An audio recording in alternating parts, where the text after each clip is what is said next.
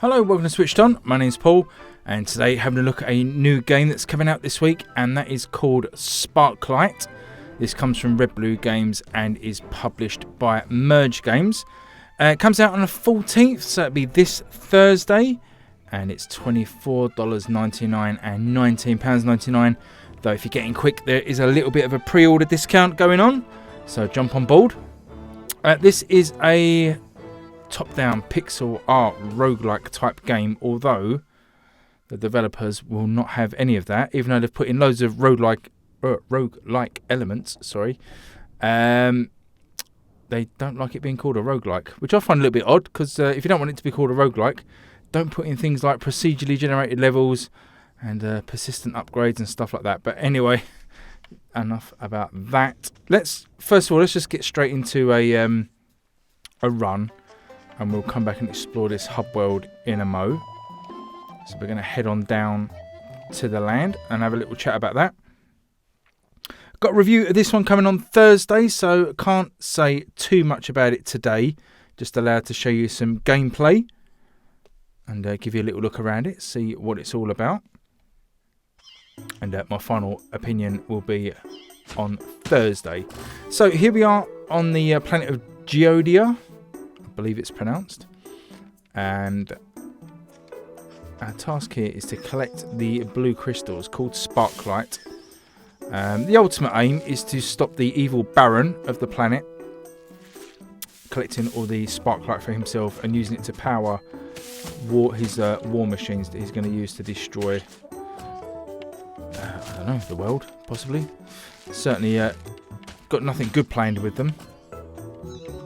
So we're collecting all these little blue crystals, this Sparklite.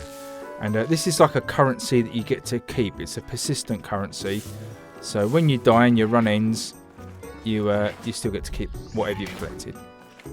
So we've got a hammer there, as you might have seen. We're an engineer, so those big things are a pain in the backside. We're an engineer. Our default weapon is a wrench, and we've also got this hammer type weapon.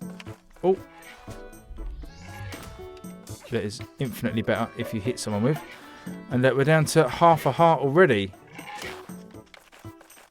So let's stay out of the way of him and collect his collect his Sparklite, sorry, and see if we can find some hearts somewhere. Maybe there's one in this crate. Go look out for these little crates on the planet. They can give you all sorts of stuff. That was a white Sparklite, I believe, which gives you 10 of the Sparklites. Something like that. So as I said at the start, this is a roguelike game, despite what the developers will have you believe. They prefer it to be called a Zelda-like. Of course, it does look a little bit like those old Zelda games, Link to the Past. That is what they're aiming for. And nicely timed here, because here's one of the things that helps make it more of a Zelda-like, and that's these little potholes. There's little potholes and dungeons in the game, like the little dungeons from Zelda. And you can not run into fireballs. That's no good. These little dungeons you can explore and get little prizes or rewards at the end. So we're dead. We've been winched back up to the sky. There's like a base up in the sky here where we are reborn, or certainly revived. Now what I was going to do here is have a little look at this system. This is where you get, as I say, revived in this little hospital bed. You get these patches that you can purchase with your Sparklite. You see at the bottom there the price for each of those. And if we go into the patch system, which is here, you'll see you can apply. You've got this grid, this 3x3 grid, and the patches that you buy or discover, you can put onto your grid. And they won't always be one tile. They'll be sort of 2x2 or 3x1, all different shapes, and it's up to you then to try and fit them onto a grid. Which, to be honest, I really like. I like that style of thing. I think one of the Resident Evil games had something very similar. Maybe FTL as well, the roguelike space game, I think, had something similar. But basically, these patches will be different shapes and sizes, and it's up to you then how you distribute them. They can be upgraded, which reduces their size. So obviously it means you can put more patches on there. There's a map So we're currently on a sky island at the moment. And these are gadgets. Now this is one of the other key parts of the game. Is you're an engineer or an inventor, and you can find these blueprints and build new weapons to take down with you on to the world. So what we're going to do is spend some of that lovely sparklight and show you. I'm just going to have a quick look around the island actually. So there's not too much to see at the moment. Basically, as the game goes on, you can build up the island and add new features to it. And as you find new characters in the world, if you complete little side quests for them, they will come and set up residence here and, you know, open shops, that kind of thing. So that's really cool. This guy's looking for these little musical things. Already found one of those. Obviously this one hasn't been built yet, so that's cool. We've got a little shop of sorts up here where you get a random patch each run. So that's a rapid boost. So that's just persistent for this run. I'll show you that in action in a second, but that basically allows you to have a speed up. Top right hand corner there shows you what patches you've got currently installed. You can upgrade this here by upgrading the widget shop. It's going to cost 300 Sparklite to get better patches. But what we're going to do here is come down here and build this for this chap here. And he needs some Sparklite to get his workshop back in order to invent more gadgets. So we're going to spend 100 Sparklite to construct this workshop. And there we go, look at that. Pretty snazzy. Let's go and have a chat to him, see what he says. Thanks for helping fund my tinkering, but you can't be in here if you don't know what you're doing. Only the best minds can master the art of Sparklite engineering. Just a minute, what have you got there? Is that a schematic?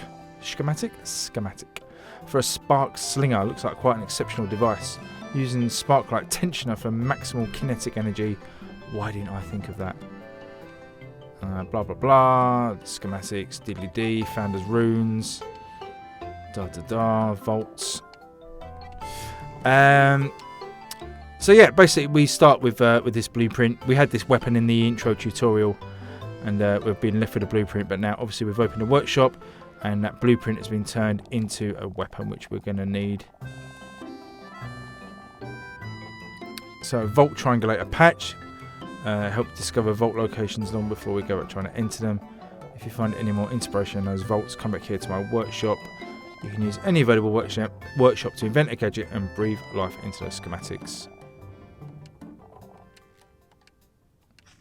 So there we go. So we've got these workbenches as well. So you can actually create new things as well by combining different items, which is going to be quite cool when we get into it. So that's going to cost us another 50. So anyway, there we go. So we had to find a blueprint, then give it to the workshop guy who kind of made the structure for it, and then we still had to pay 50 Sparklite to actually build the damn thing. But there you go. So can we take that now, or we automatically got it assigned? So look at it again. I don't know why it's in both X and B slots. Don't know. But anyway, we'll try it out when we get back down to the next run, and then you can upgrade the workshop there for another 200 Sparklite. So that's upgrading the island. It kind of reminds me a little bit of Bastion, this bit, if you've played that game. You know, kind of had that branching structure where you built new sections on the island, like shops and stuff. So if you played Bastion, a little bit like that. So let's head back down for one more run before we end the video. Test out our new gadget. See if we get any further. Looks a lot like Moonlighter. If you've played Moonlighter, the roguelike game where you're a shopkeeper by day, dungeon explorer by night, it's a lot like that. I think the developers are going to get a lot of that. I'm sure they're expecting it. It looks very similar in terms of art style. I've had a few people comment already if it's made by the same people. I don't believe it is. Both published by Merged Games, incidentally, so that's interesting. Right, so let's test out our new weapon. Can we fire diagonally? We can aim it, so that's cool. Oh. Ah, I see. We've run out of energy. Okay. So I did wonder. The game was mentioning a lot of stuff about energy. And now I know why. In the top left-hand corner, we've now got a new bar. There's like a blue bar underneath our hearts. And that is the energy that we need to power our weapons. I don't know if it's rebuilding over time or it's building up with the sparklight we collect.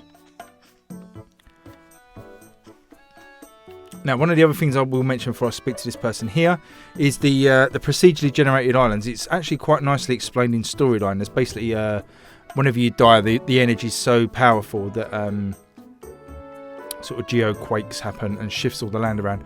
I believe these screens, from what I've played so far, they do look similar. So I believe it's a set number of screens, a little bit like Link's Awakening on the old Game Boy. Not the new version, but the old Game Boy, which was like a screen at a time. It reminds me a little bit of that. But each time you come down for a run, those screens are shuffled around. So it's not like, the landscapes are completely new, I don't think. But the tiles are sort of shuffled around. So this is a little side quest here. We need to find Pogo. Give him this medallion. We lose the chance to do this if we die and the fractures happen. There's a little button puzzle here. Let's give that a whack. Yeah. So I think we need to find 3 of those to open up that area. That's fine. So let's find some more energy. Let's go this way. Oh, there's a nice patch. We'll have a look at it in a moment. Oh. Trying to use that arrow. Let's just give him a good old-fashioned whack. Does the job.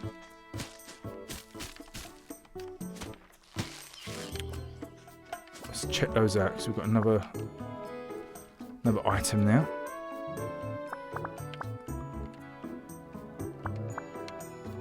So the vault triangulation, we should have installed that. We haven't installed that, so that's a bit of a pain. So these are in our supply bag. So at the moment we've got the quick, speedy thing. That's a technical term for it. Don't argue. Adrenaline boost packs a punch of adrenaline, healing for a small amount of health. That could be useful. Scatter bomb. I found that a little bit awkward to use. You have to sort of hold down the L button and it launches it into the air. So timing is important on that. But I think I'm going to take the adrenaline boost and use that because it's going to refill our energy. So if you hold down L, I might as well use it all 3 times. Fill our hearts back up. And then we will use let's go for the scatter bomb. It may come in handy. Right, let's head this way onto the next screen. If you press A, we've got a dash. Lets you get across these gaps.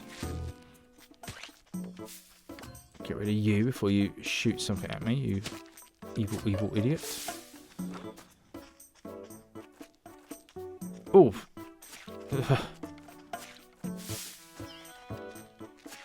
So there's a lot going on this screen. Right, let's try and deal with the problems as we get to them in order. So this thing's going to charge. Let's get a hammer ready.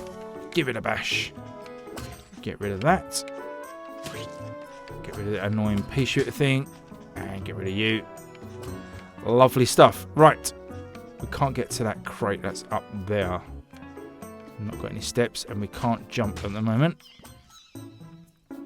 Do believe there's a dodge roll in the game as well. So I'm guessing that's going to be unlocked at some point. Bash, bash, bash. These aren't too bad, these little things. They come at the ground and sort of fire diagonally, but if you get a few of them on the map like we had there, you can easily find yourself in the crossfire.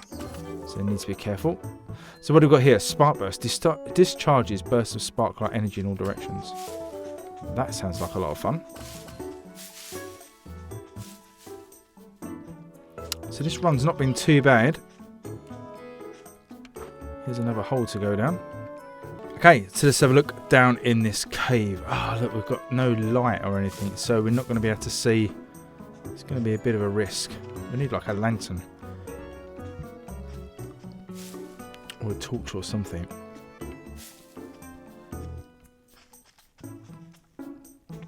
Yeah, we can't really see a lot at all. Oh, what's this? It's nothing. So it doesn't appear there's anything down here that I can see. Okay, so let's go back up on the rope. There are actual dungeons as well. We need to find one of those. If we can. More Sparklite to collect. Ah, here we go. Speak of the devil.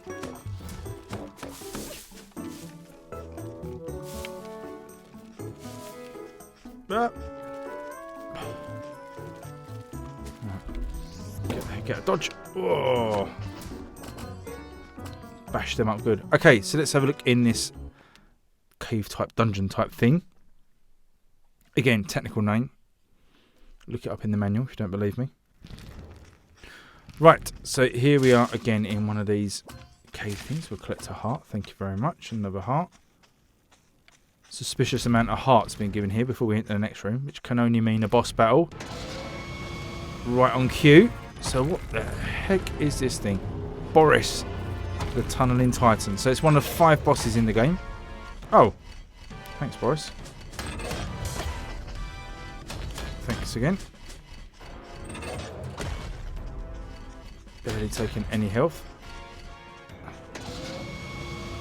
Oh no, no, no. Wow. Okay, so we need a strategic plan to get rid of Boris, because that wasn't going to work. So maybe we need some more upgrades before we can take him on. As you see there, we lost our items that we picked up. Another sign of a roguelike in this non-roguelike game. We get to keep our Sparklite. We've got 101. So what can we get here? We can buy a quarter of a heart. What does this do? Increases hammer and wrench damage by a small amount. That's quite handy. I mean, I think a top tip for this game is to go for the hearts. Press the wrong button. So we'll pay 100 and get another quarter of our heart, and then you install it in this machine here. This is the patch installer machine. We'll take that volt triangulation, which I think from the sound of it works the same as the sort of dungeon detector in Breath of the Wild that will bleep when there's a dungeon nearby. So that should be handy. Yeah, got nothing left in our supply bag. So there you go. That is Sparklite. So it's out on Thursday. I'll give you a full review then. Hope you enjoyed that video. Leave me a comment below what you think of the look of this one. If you like these roguelike type games, these pixel games, like I say, it's reminiscent of something like Moonlighter or Hyperlight Drifter, that kind of game. We'll see if one's coming out soon. Crosscode. Really looking forward to that. So yeah, let me know below. Like and subscribe if you can. Be most appreciated. And I will see you guys next time. Thanks so much for watching. I'll see you again soon. Cheers. Bye bye.